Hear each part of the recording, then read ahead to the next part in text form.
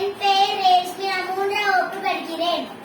பிறந்த சிறந்த மொழிகளிலே சிறந்தே பிறந்த மொழியாகிய தாய்மொழியாம் செந்தமிழுக்கு முதல் கண் வணக்கத்தை தெரிவித்துக் கொள்கிறேன்.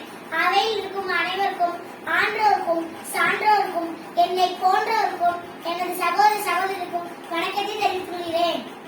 இன்று நான் பேச எடுத்துக்கொண்டதற்கு பெருந்தலைவர் காமராஜரின் வாழ்க்கை வரலாறு.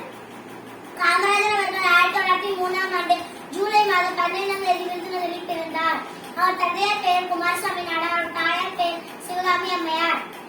விடுதலை வீரர் திரு சத்தியமூர்த்தியின் வாரிசாக வழங்கியவர் நமது காமராஜர்.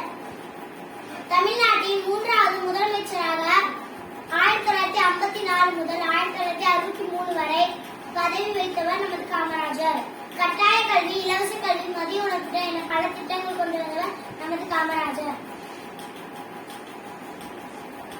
1976இல் இந்தியாவின் உயரிய விருதான பாரத ரத்னா விருது நமது கருப்பு காந்திக்கு வழங்கப்பட்டது. காமராஜரின் ஆட்சி காலம் தமிழ்நாட்டின் பொற்காலமாக கருதப்பட்டது. ஒரு சமயம் ஆடு மேய்க்க சிறுவனை கண்டார். அவனை அழைத்து, தம்பி ஏன் பள்ளிக்கு செல்லவில்லை என்று கேட்டார். அதுக்கு அந்த சிறுவன் கூறிய பதில், நான் ஆடு மேய்த்தாதான உணவு கிடைக்கும், நான் பள்ளிக்கு சென்றால் உணவு கிடைக்குமா என்று அந்த சிறுவன் கூறினார். அதை கேட்ட நமது காமராஜர் நெஞ்சில் துடிதுடித்தது.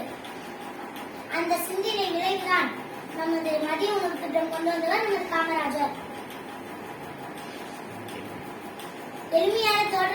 எளிமையான தோற்றத்தையும் வாழ்க்கையும் வாழ்ந்த தியாக செம்மல் கர்ம வீரர் காமராஜர் அவர்கள். அக்டோபர் மாதம் 2ஆம் தேதி 1975ஆம் ஆண்டு இவர் உலகத்தை விட்டு மறைந்தாலும் இவருடைய புகழ் உலகத்தை விட்டு மறையாது. நான் நட்சத்திரத்தை குறிவைத்து சுட்டேன். நான் சுட்டது நட்சத்திரமா அல்லது மரமா என்று நீங்கள் கூறுங்கள். இத்துடன் உரையை முடிக்கின்றேன். நன்றி, வணக்கம்.